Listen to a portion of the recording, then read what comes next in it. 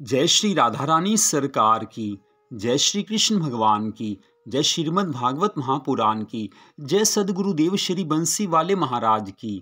मंदिर श्री बंसी वाले महात्मा यूट्यूब चैनल की ओर से आज हम आपको श्रीमद् भागवत महापुराण की कथा के अंतर्गत श्रीमद् भागवत महात्म्य के 6ठे अध्याय की और 5वें भाग की इस कथा को सुनाने जा रहे हैं। आज की कथा के बाद श्रीमद् भागवत महापुराण के पहले स्कंद की कथा आरंभ हो जाएगी। तो आज श्रीमद् भागवत महापुराण की इस कथा में सनत कुमार जी के द्वारा श्रीमद् भागवत महापुराण के सप्ताह की विधि विधान के बारे में सब कुछ बताया गया है। सनत कुमार जी ने स्पष्ट बताया है कि किस विधि से, किस विधान से भागवत कथा का आयोजन किया जाता है, किस तरह से इस कथा को पूरी श्रद्धा भावना से सुना जाता है।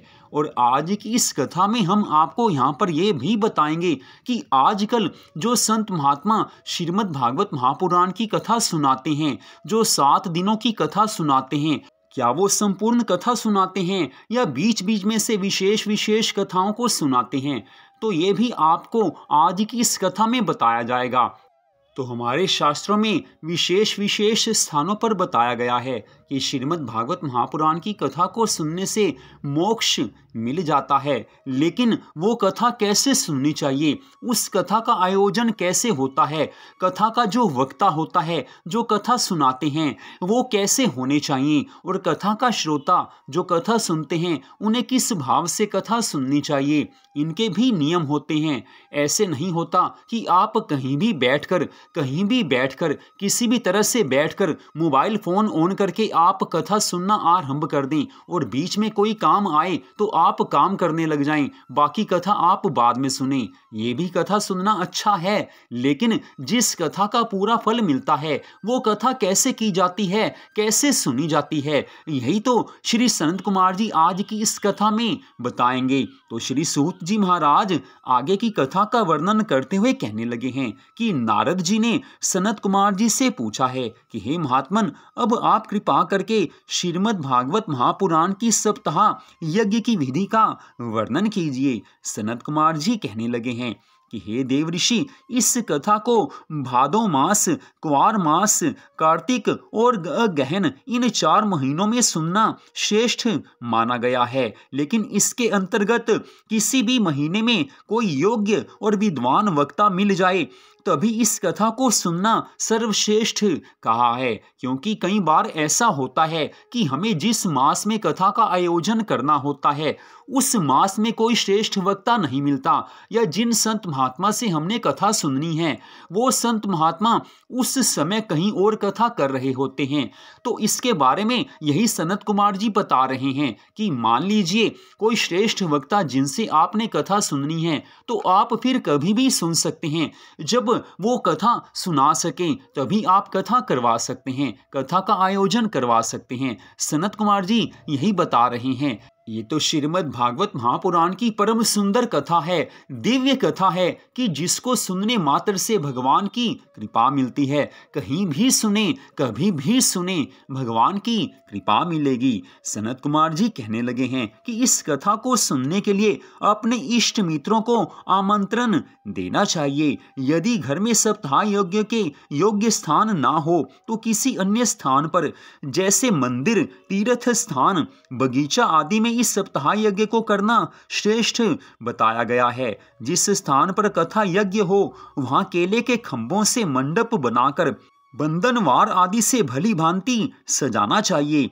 और इस मंडप में व्यास जी अर्थात जो कथा सुना रहे हों उनके बैठने के लिए एक ऊंचा सिंहासन होना चाहिए, और श्रोता लोग कथा सुनने के लिए आएं उनको भी यथा योग्य आसनों का प्रबंध उनके लिए करना चाहिए। प्रातः काल से ही व्यास जी को कथा प्रारंभ कर देनी चाहिए। श्रोताओं को चाहिए कि कथा आरंभ होने से पहले ही ध्यान से निवृत्त होकर आएं और एकाग्रचित्त होकर कथा सुनें, क्योंकि जब तक कथा में मन नहीं होगा, एकाग्रचित्त होकर ये कथा नहीं सुनी जाएगी, तब तक फल प्राप्त नहीं हो सकता है। जैसे धुंधुकारी ने कथा सुनी थी तो उसको मोक्ष मिल गया था, लेकिन जो बाकी श्रोता थे उन्होंने पूरी श्रद्धा भावना से कथा नहीं सुनी थी तो उन्हें मोक्ष नहीं मिला था।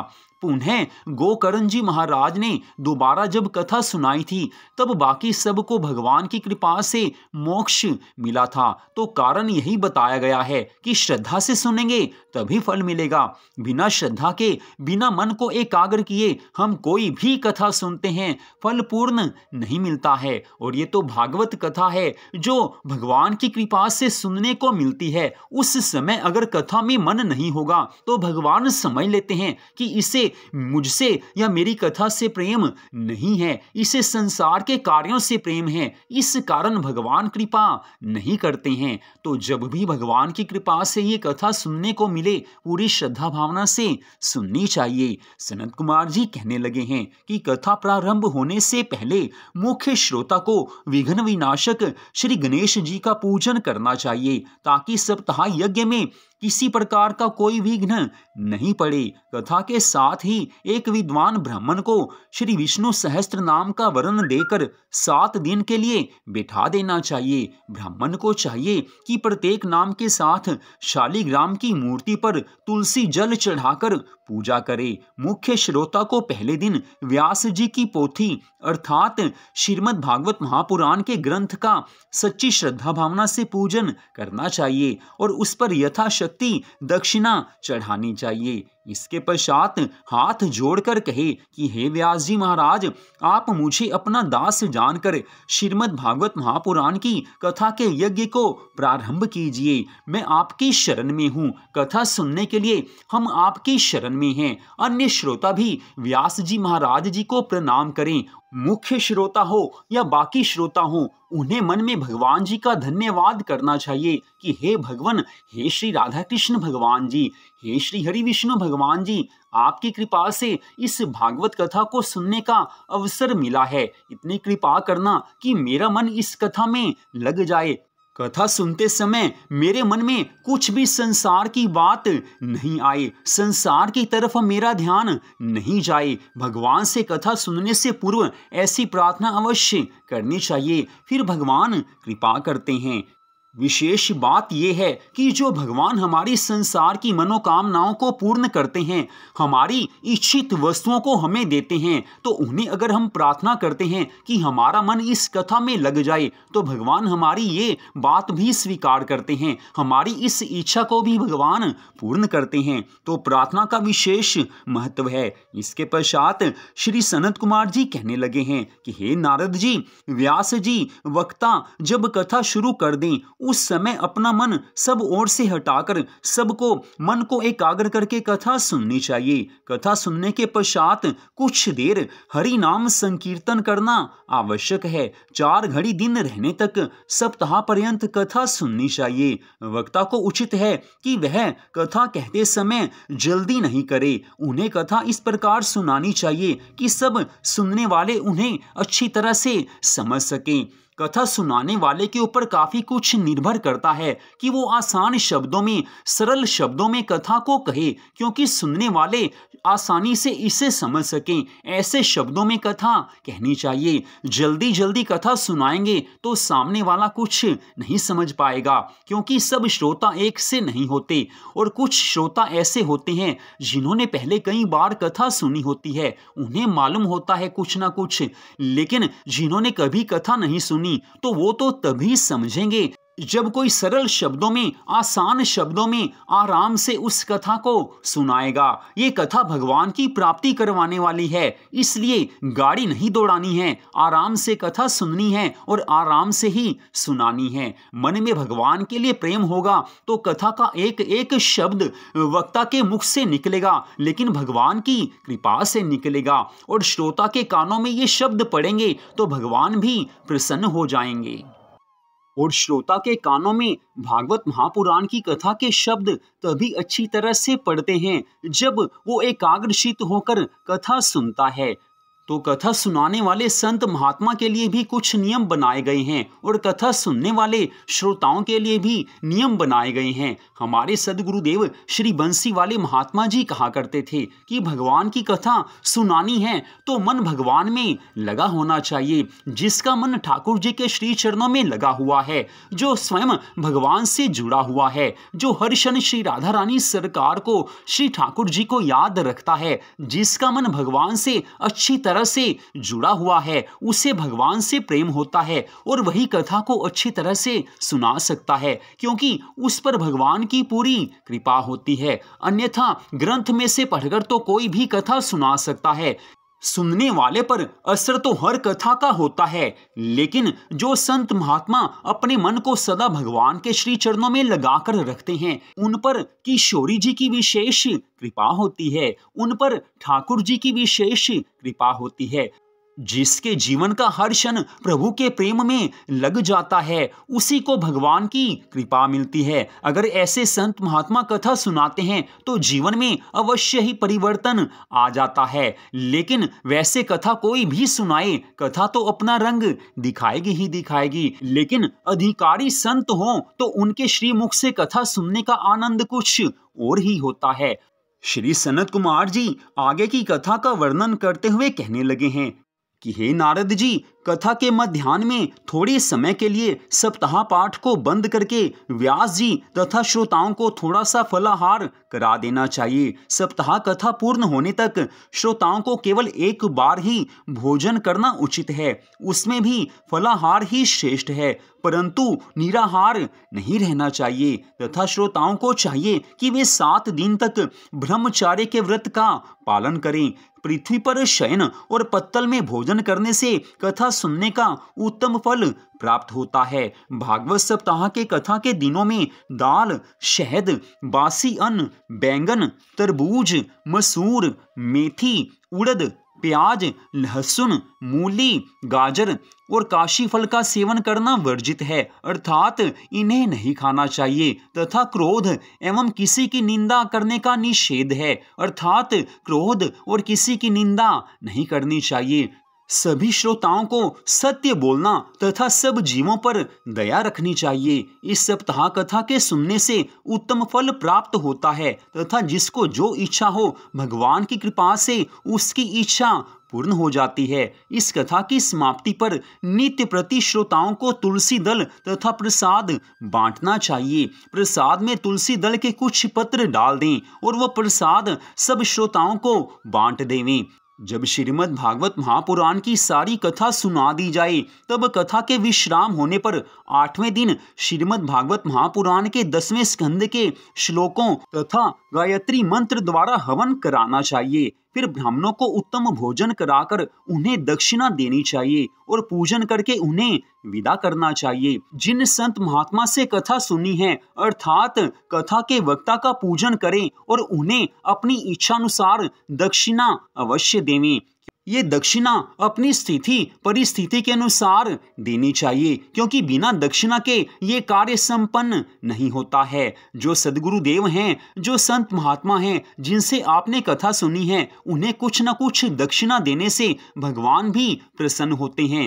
हे देवऋषि नारद जी, श्रीमद् भागवत महापुराण की कथा के सुनने से धर्म, अर्थ, काम और मोक्ष इन चारों फलों की प्राप्ति होती है। अब यहाँ पर एक विशेष बात आती है। सनत कुमार जी ने स्पष्ट कहा है कि जिनसे आपने कथा सुनी है उन्हें अपनी इच्छा अनुसार दक्षिणा देनी चाहिए, लेकिन आज के इस कलयुग में आप देखिए कि काफी संत महात्मा श्रीमद् भागवत कथा सुना रहे हैं। टीवी चैनलों पर आप देखिए हर रोज कथाएं आ रही हैं, लेकिन पुराने समय में और आज के समय में काफी अंतर आ चुका है। पुराने समय में जो संत महात्मा हुआ करते थे, आज से 30-40 वर्ष पहले जो संत महात्मा हुआ करते थे, उनमें क्या होता था, वो भागवत कथा सुनाते थे, लेकिन वो ऐसी कोई डिमांड नहीं रखते थे कि कथा के बदले में हमें इतना धन चाहिए, हम इतना धन लेंगे तब आपको कथा सुनाएंगे। पुराने समय में ऐसा बिल्कुल भी नहीं था, लेकिन आजकल के समय में काफी संत महात्मा ऐसे हो चुके हैं कि पहले ही वो बात कर लेते हैं कि हम आपको कथा सुनाएंगे, हमारे साथ ये संगीतकार आएंगे, ये हमारे खर्चे हैं, और जाकर बजट लाखों में बन जाता है। इसी कारण हर कोई श्रीमद् भागवत महापुराण की कथा नहीं करवा सकता।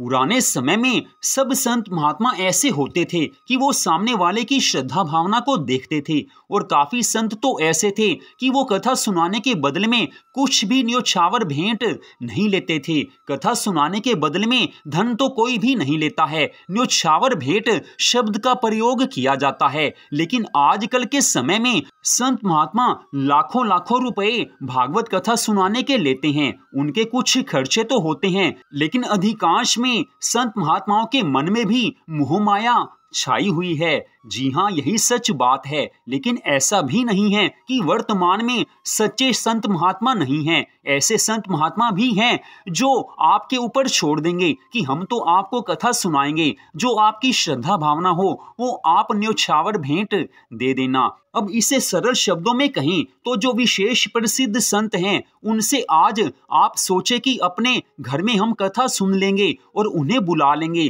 तो ऐसा संभव नहीं है, क्योंकि माया के इस युग में माया ने किसी को नहीं छोड़ा हुआ है। माया ने हर एक के ऊपर अपना अधिकार जमा लिया है।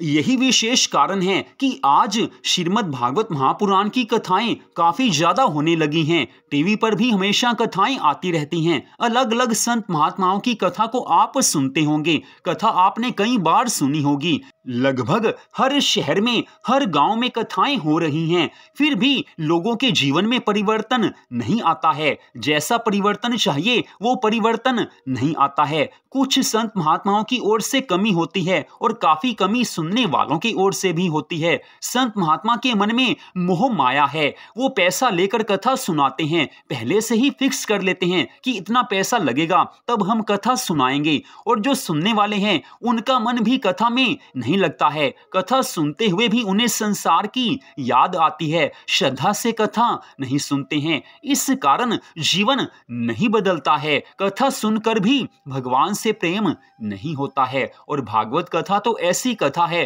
कि सुनाने वाला पूरी श्रद्धा भावना से सुनाएगा, बिना किसी इच्छा के, बिना किसी लालच के सुनाएगा, तभी सामने वाला उसे पूरी श्रद्धा भावना से सुन सकता है। सुनाने वाला श्रद्धा भावना से बिना लालच के सुनाएगा और सुनने वाला मन लगाकर कथा सुनेगा, तभी सामने वाले के हृदय में परिवर्तन होगा, तभी भगवान से प्रेम होगा।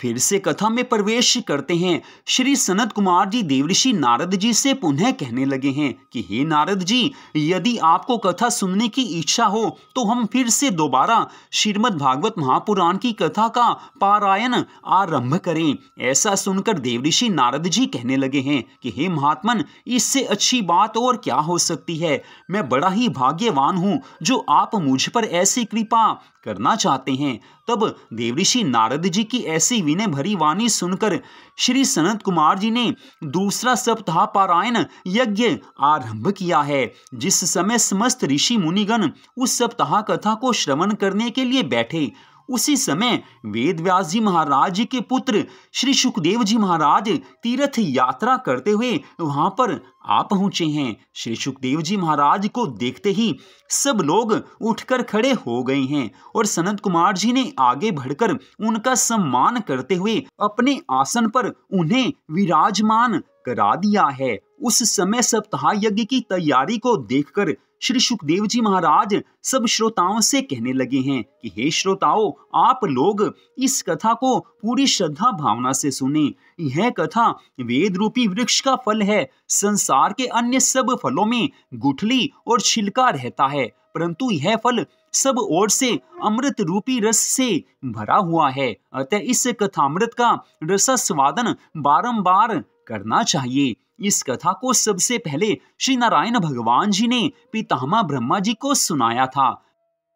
फिर यह परम सुंदर कथा ब्रह्मा जी ने देवऋषि नारद जी को सुनाई थी और नारद जी ने मेरे पिता वेदव्यास जी महाराज जी को इस कथा को सुनाया था। फिर उन्होंने मुझे इस कथा को सुनाया था। मैंने इस पवित्र कथा को राजा परीक्षित से कहा था। यह श्रीमद् भागवत महापुराण की कथा 18 पुराणों में सबसे उत्तम है। साधु महात्माओं का यह सर्वस्व धन है, क्योंकि इसके बिना साधु महात्माओं को कहीं से आनंद नहीं मिल सकता है। स्वर्ग लोक में तपस्वी जन और ब्रह्म लोक में ब्रह्मा जी, कैलाश में महादेव जी और वैकुंठ लोक में श्री लक्ष्मी जी इसी कथा का पारायण करती हैं। श्री सुखदेव जी महाराज श्रोताओं से इस प्रकार कह ही रहे थे कि उसी समय भगवान श्री कृष्ण जी ब्रह्मा, वरुण, कुबेर आदि देवताओं तथा प्रहलाद आदि भक्तों के सहित कथा स्थल पर पधारे हैं। उन्हें देखते ही समस्त सभासद उठ खड़े हुए तथा सब सभासद साष्टांग प्रणाम करके आज जय जय की ध्वनि करने लगे हैं।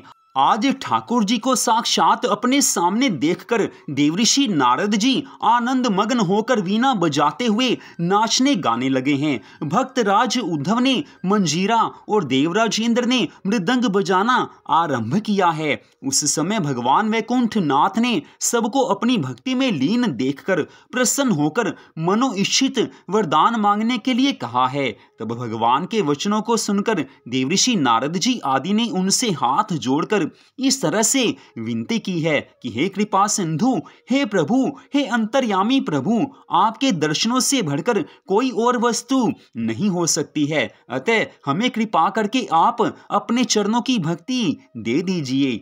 इस प्रकार सबकी विनय को सुनकर वैकुंठनाथ प्रभु तथास्तु कहकर वहां से अंतर ध्यान हुए हैं। इस प्रकार श्रीमद् भागवत महापुराण के सप्ताह यज्ञ का दूसरा पारायण भी आनंद मंगल सहित संपूर्ण हुआ है। इतनी कथा सुनकर शौनक आदि 88,000 ऋषियों ने सूत जी महाराज जी से कहा है कि हे महाराज जी, श्री सुखदेव जी ने यह कथा राजा परीक्षित को कब सुनाई थी और गोकर्ण तथा सनत कुमार जी ने इस कथा को कब सुनाया था? कृपा करके हमें ये आप बता दीजिए। श्री सूत जी महाराज कहने लगे हैं कि जिस समय भगवान श्री कृष्णचंद्र जी ने द्वारकापुरी से वैकुंठ धाम को गमन किया था, उसके 1900 वर्ष पश्चात भाद्रपद मास में नवमी तिथि के दिन श्री सुखदेव जी ने यह कथा राजा परीक्षित को सुनाना आरंभ किया था, जिसे समाप्त होने में 1 सप्ताह लगा था।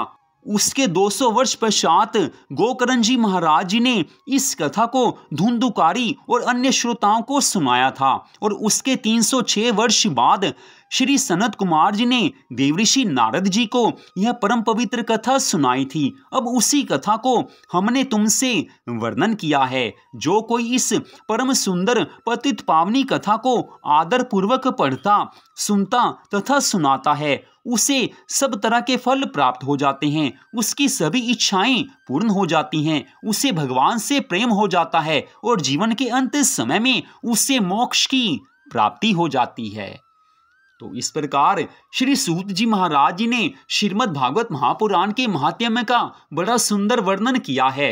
यह कथा ऐसी परम सुंदर कथा है कि जो कोई श्रद्धा भावना से इसे सुनेगा उसे जीवन में सब कुछ प्राप्त हो जाता है। भगवान पर विश्वास हो और इस कथा को श्रद्धा भावना से आप सुनेंगे और भगवान के नामों का जाप करेंगे तो आपको अपनी मनोकामनाओं को प्राप्त करने के लिए, अपनी मनोकामनाओं को पूर्ण करने के लिए किसी और उपाय को जीवन में करना ही नहीं पड़ेगा, क्योंकि इस कथा से सब कुछ अपने आप मिल जाता है। कथा पूरी सुनिए और पूरी श्रद्धा भावना से सुनिए। बस यही कथा सुनने का सबसे बड़ा नियम है। श्रद्धा भावना से सुनेंगे, पवित्र होकर कथा सुनेंगे तो जीवन तो बदलेगा ही बदलेगा, और जब जीवन बदलेगा तो जीवन में आनंद आएगा ही आएगा, और जब आनंद मिलता है तो उसके बाद तो कोई इच्छा शेष रह ही नहीं जाती है। बाकी रही सांसारिक इच्छाओं की बात, वो तो प्रभु के लिए एक क्षण की बात है। अभी प्रभु चाहें तो अपने किसी भी भक्त को त्रिलोकी भर की संपत्ति दे सकते हैं, और भगवान देते हैं। पांडवों को भगवान ने राज्य दे दिया था, विभीषण को भगवान ने राज्य दे दिया था। भक्त भक्त प्रहलाद की भगवान ने हर क्षण रक्षा की थी। भक्त राज ध्रुव को भगवान ने 5 वर्ष की अवस्था में दर्शन दे दिए थे। भक्त राज मीरा को भगवान ने साक्षात दर्शन दिए थे। आज के समय में भी भगवान कृपा करते हैं। आपने अपने जीवन में कई बार अनुभव किया होगा कि भगवान ने कृपा की है, लेकिन हमारी श्रद्धा भावना पूरी नहीं होती है। धीरे धीरे हम कथा को सुनेंगे, भगवान की भक्ति करेंगे तो अपने आप हृदय में भगवान की भक्ति का वास हो जाएगा। और जब हृदय मंदिर में भगवान विराजमान हो जाते हैं, फिर तो जीवन की कोई भी मनोकामना बाकी नहीं रहती है। सब इच्छाएं ठाकुर जी पूरी कर देते हैं और फिर केवल भगवान से ही प्रेम रह जाता है। और जिसे भगवान से प्रेम हो गया वो तो भवसागर से पार हो ही जाएगा। यही तो इस कथा में बताया गया है। और भवसागर से पार होना, यही तो इस कथा का परम सुंदर लक्ष्य है। तो आज की इस कथा का यहीं पर विश्राम होता है। कल से श्रीमद् भागवत महापुराण के पहले स्कंध की कथा को आपको सुनाया जाएगा। तो कथा को आपने सुना, आप सबका हार्दिक धन्यवाद। जय श्री राधा रानी सरकार की, जय श्री कृष्ण भगवान की, जय श्रीमद् भागवत महापुराण की, जय सद्गुरुदेव श्री बंसी वाले महाराज की।